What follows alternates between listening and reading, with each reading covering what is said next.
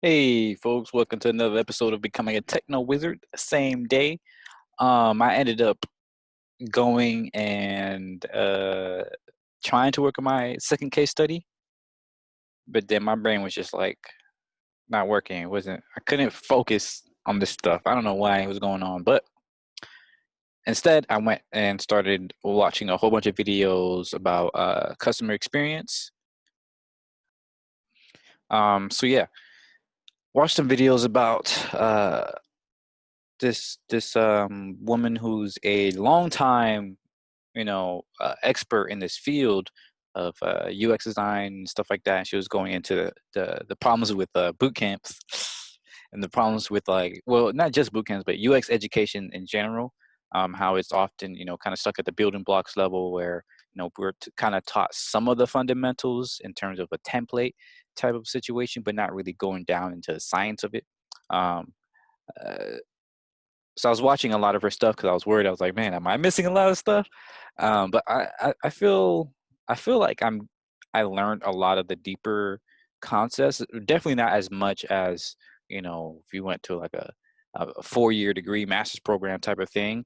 Like my boss, like the co-founder of my company, he's doing a whole doctorate in human computer interface and human factors, something something something. But he goes deep into that like user research and all this other stuff. Uh, but he's very focused on that like one subset. And from what I've seen, like from the videos I've seen from her, I seem to be very fortunate because my instructor, who's like a real designer, real UX person, UX research and stuff like that, he's been in the field for like 20 or so years or more. He's worked in like actual, government contracts, all these other stuff. Like I seen his work, you know. So I know he's very deep into it, and he talks a lot about stuff. Like he doesn't keep us on the building blocks level. He always goes down into the depths of why we do things. Why did you make this decision? Why did you use this? Why did you do that, etc. Um, so I feel like I've learned a lot from my boot camp, and I hope that will show when I go and look for these jobs. It's gonna be a real tough time now, not only because it's a pandemic, which is super hard, but I gotta make it hard on myself, right? Because I don't want to work for another company that has a weak UX team or doesn't know UX or CX, however you want to call it, or it's working on something boring. That's boring to me, at least. I want to work in. I'm thinking spatial computing. Immersive experiences, virtual reality, augmented reality, mixed reality, all that stuff. I'm thinking I want to focus on that, but I mean, pretty much any emergent technology that has like working on really cool technology and is like really trying to help the world on a large scale. Anything like that is going to be super interesting for me, but that's going to be hard because I already know it's going to be hard. But hey, that's the path I want to travel. But anyways, I did this because I wanted to. I'm doing this video because I wanted to go on to the next part of the Future Founders Manifesto. All right, I've been thinking about it all day since I did the first video only a couple hours ago, but I'm excited to go on about it. And since I'm not being productive too much in terms of my own portfolio, might as well go through this, get a little bit of stuff done. So here we go. And here we go. All right, so we got part B, Aerospace and Transportation. In 1961, Alan Shepard became the first American in space. In 1969, Neil Armstrong became the first person on the moon. We have not been back to the moon since 1972, and with the final shuttle flight in 2011. The US will be without the ability to send a person into orbit for the first time since it began its manned space program. For an industry that supposedly defines the future, space isn't doing so well. Yeah, that's what's so freaking sad about this stuff. But that's why SpaceX is so amazing because it's like if it wasn't for them, like where would America be in terms of space? Like NASA's getting constantly defunded and stuff like that.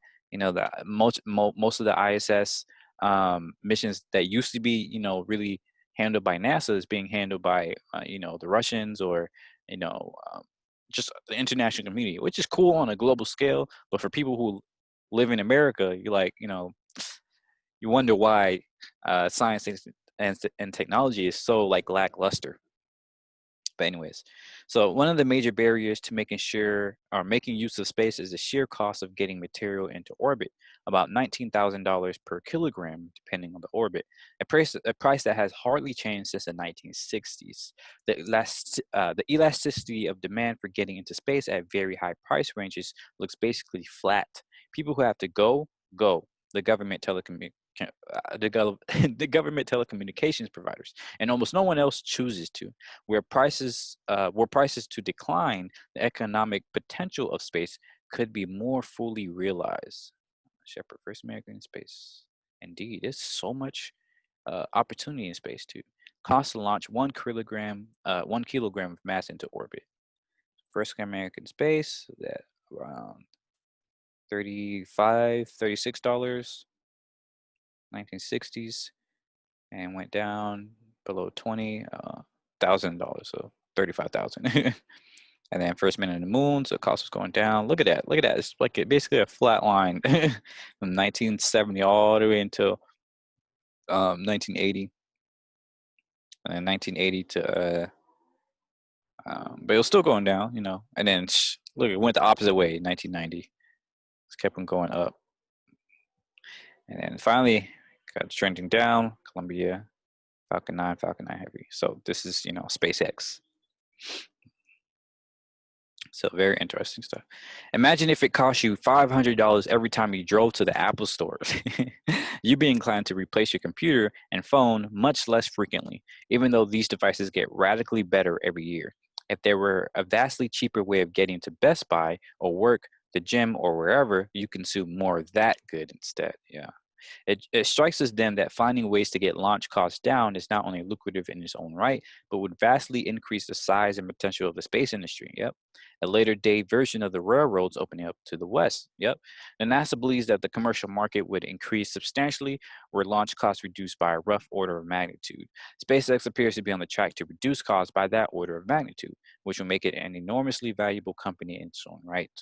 If it succeeds, there should at least be plenty to do in space, from telecommunications to power generation to high precision microgravity fabrication, if investors with cash are ready to fund that innovation. Indeed, like this is so exciting. Like, oh my gosh. I was never necessarily a kid to be like, oh, I want to be an astronaut, but I always had a dream to fly, right? And that idea of flight um, didn't start with hover cars. Like hover cars was my big obsession since third grade. But even before then, I think one of my earliest memories was in pre-K, and I was imagining myself like as a plane and going off into space. Right? It wasn't just flying through the sky. Like I wanted to go to space, fly through the universe. I always thought that was so freaking cool.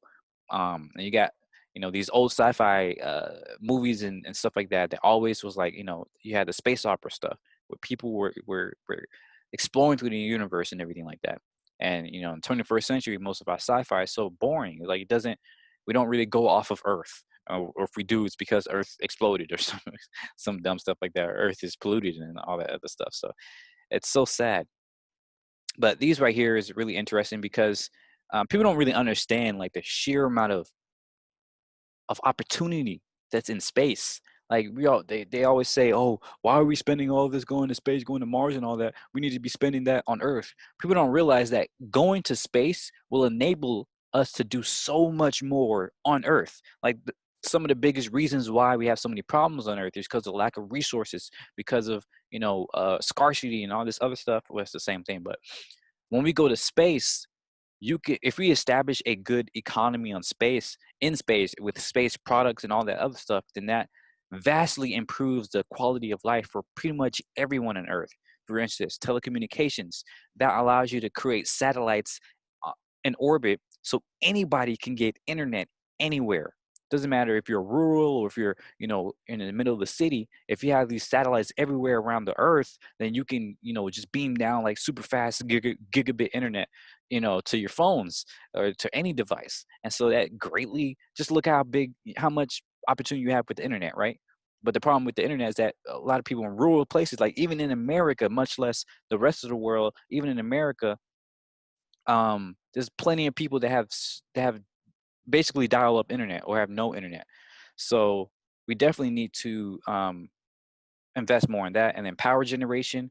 Like again, people don't realize that one of the biggest like our solar panels and everything like that is highly inefficient. We only, I think the best solar panels only get like 20% of the energy that is beamed down on them. And even that, like the sunlight that we get from Earth, like right here where we are now, is like a fraction of a fraction of a fraction of the amount of energy that's out there, right? Like the sun is a fusion nuclear plant, right? Is the biggest one in our entire solar system.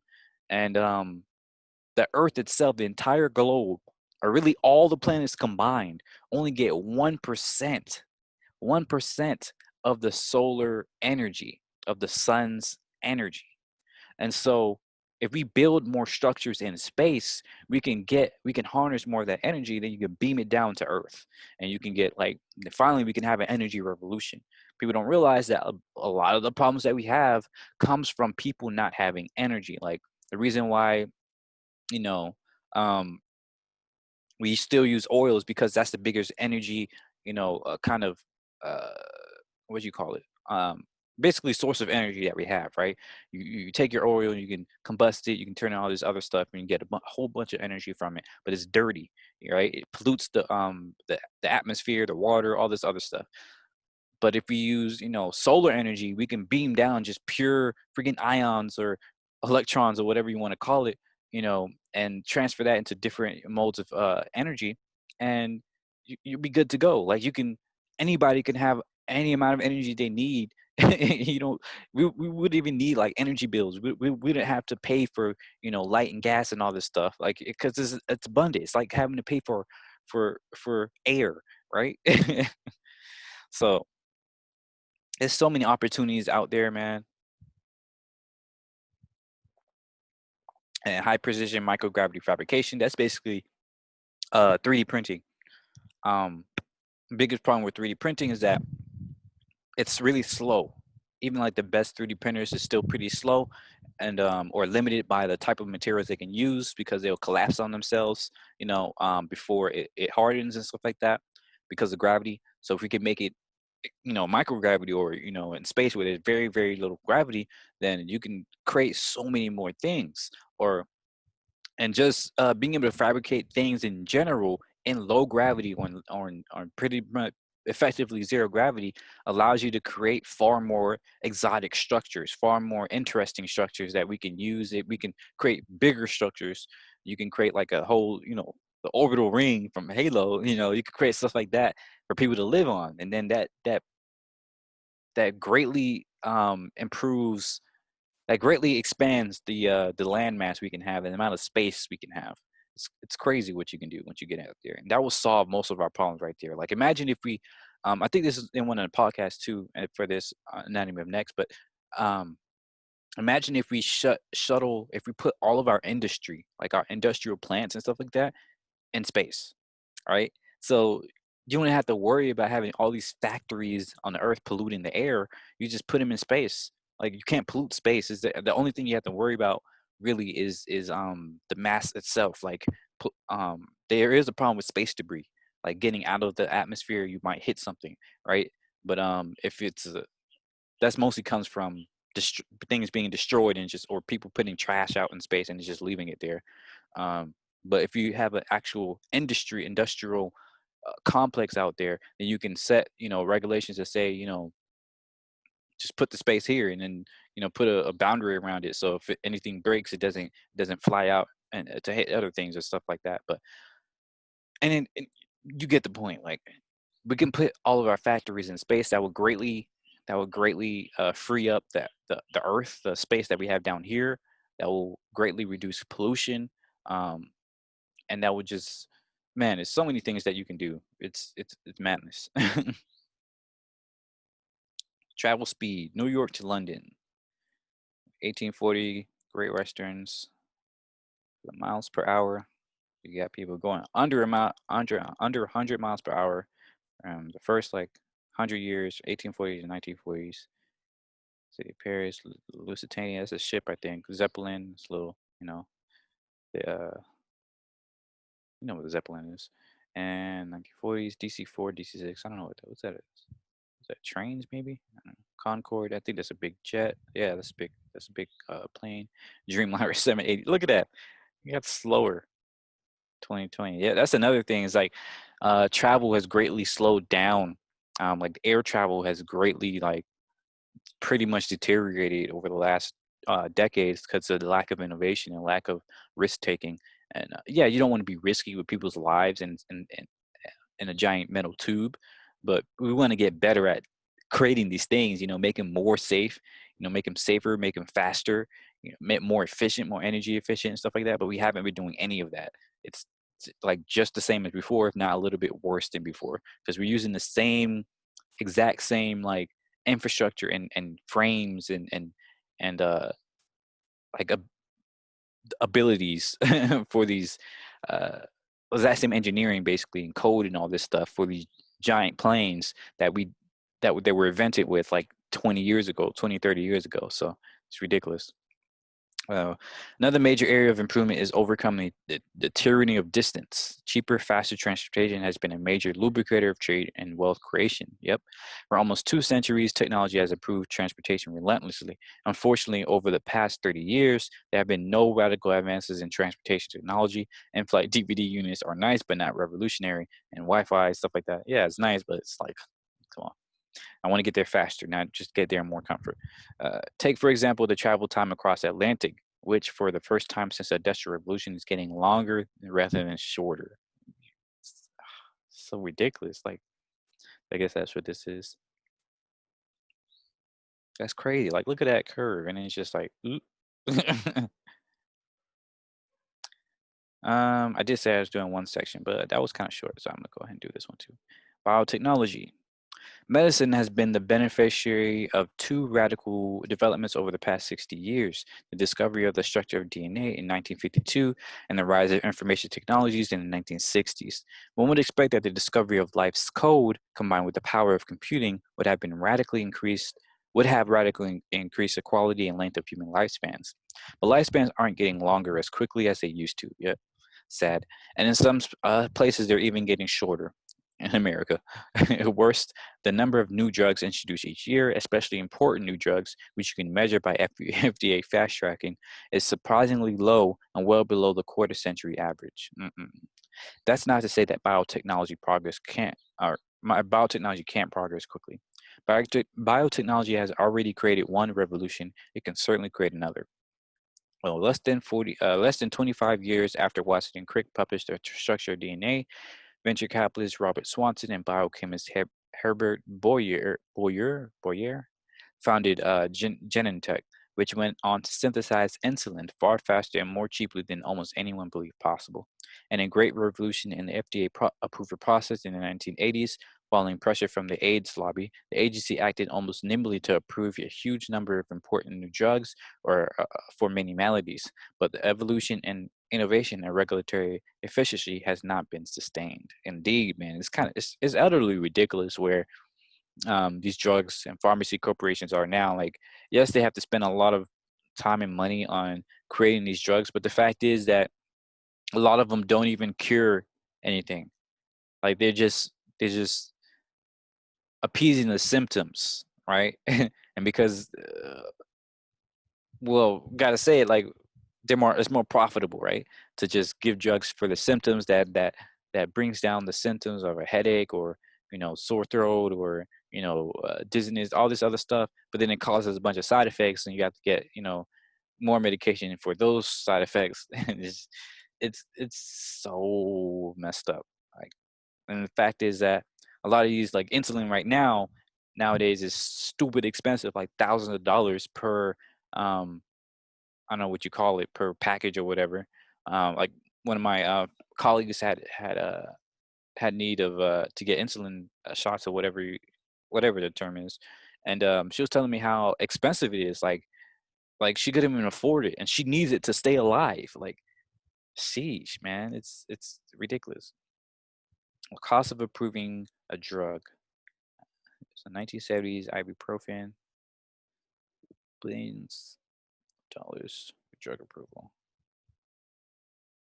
Lipitor, AZT, testing program. See, look at that, man. It's crazy. Like, why would it get more expensive? Especially if it's getting least less effective.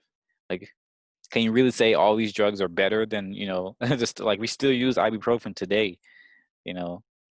Some of these drugs get like called back and everything like that. So I don't know, man. Sheesh.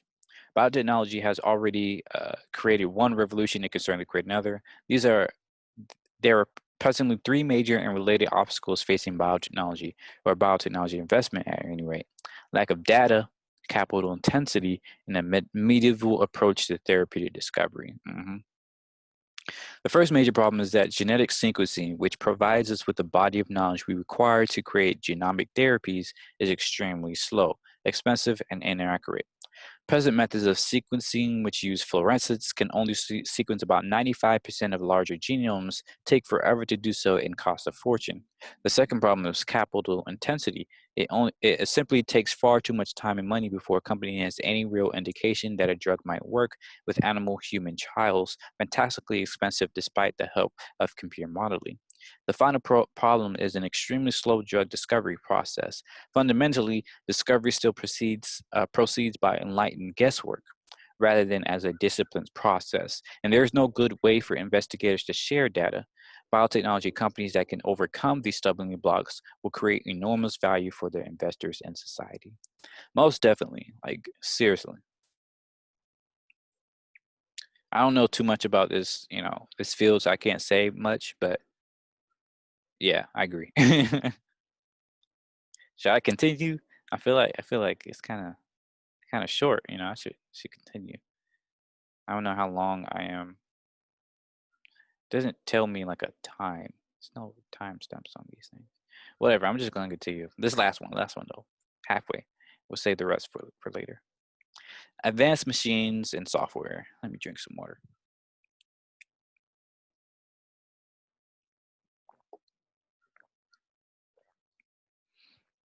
All right. So part D, advanced machines, software.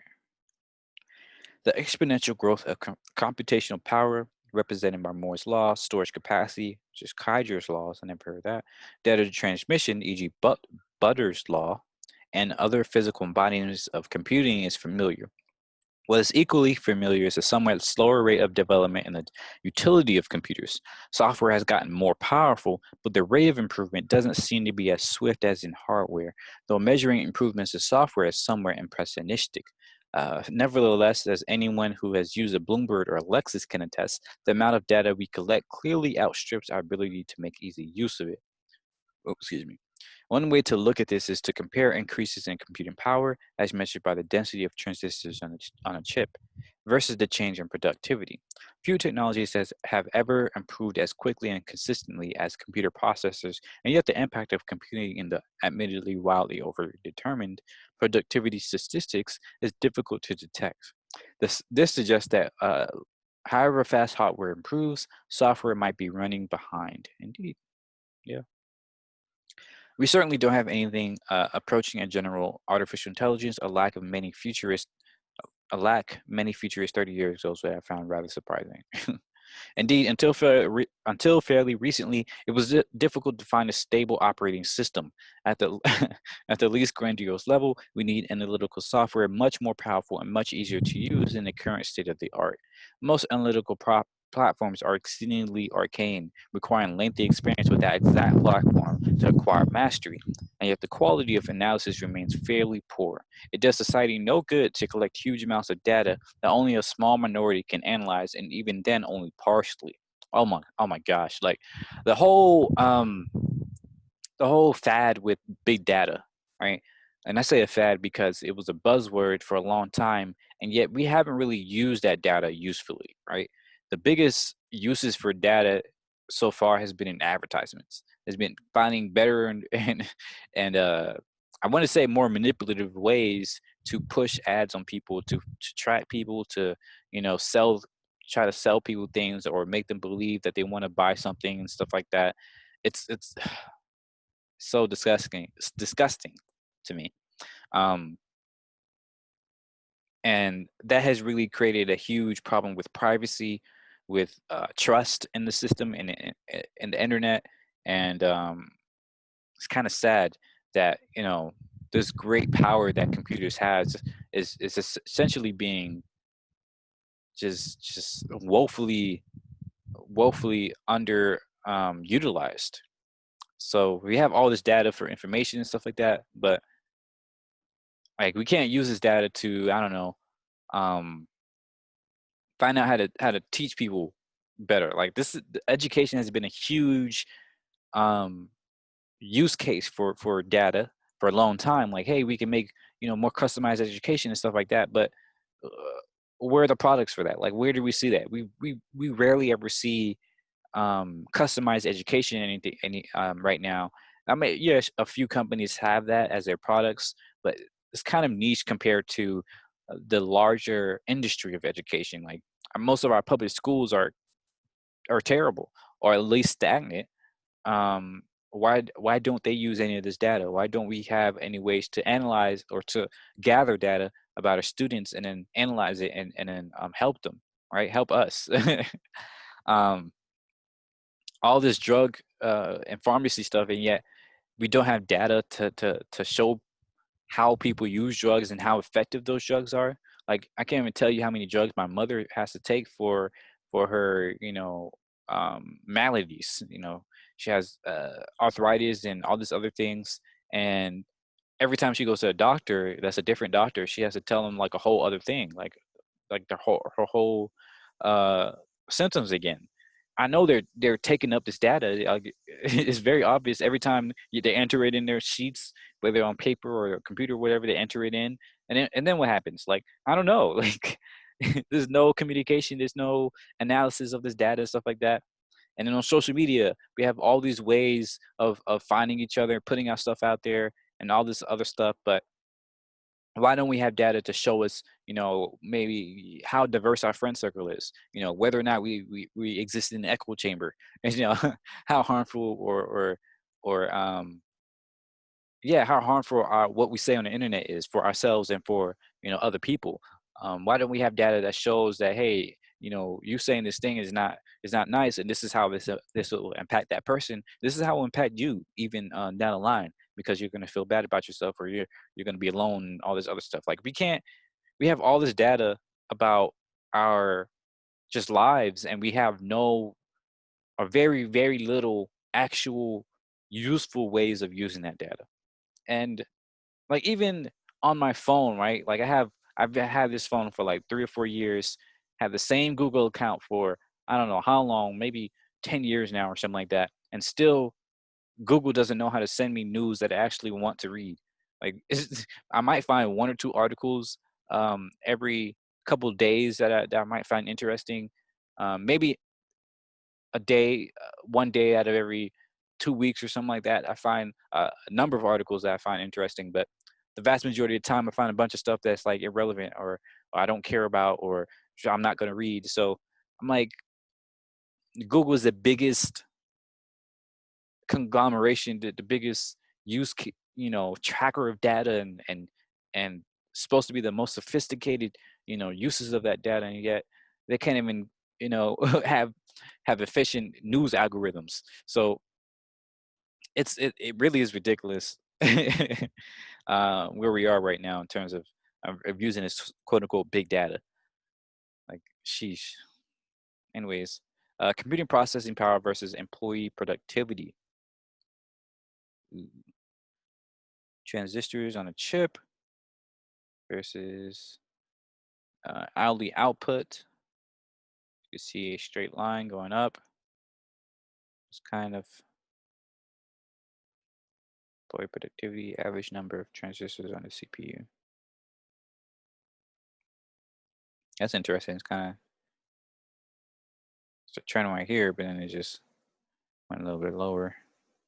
Especially it looks like it's, you know, not growing as fast. Huge leaps between here.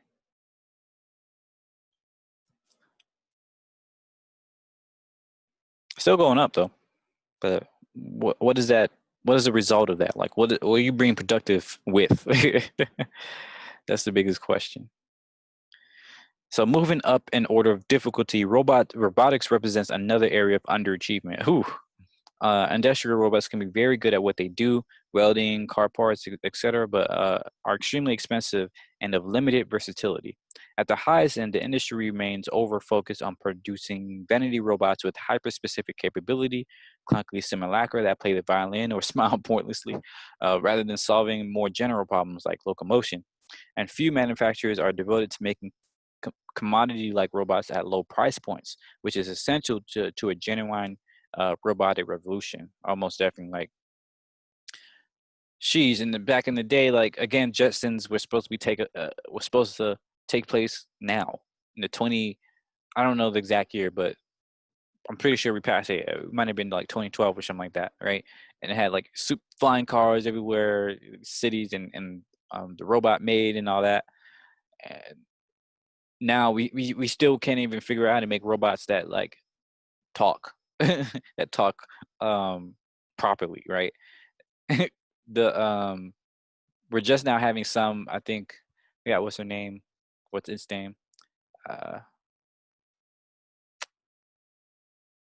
Forgot the name.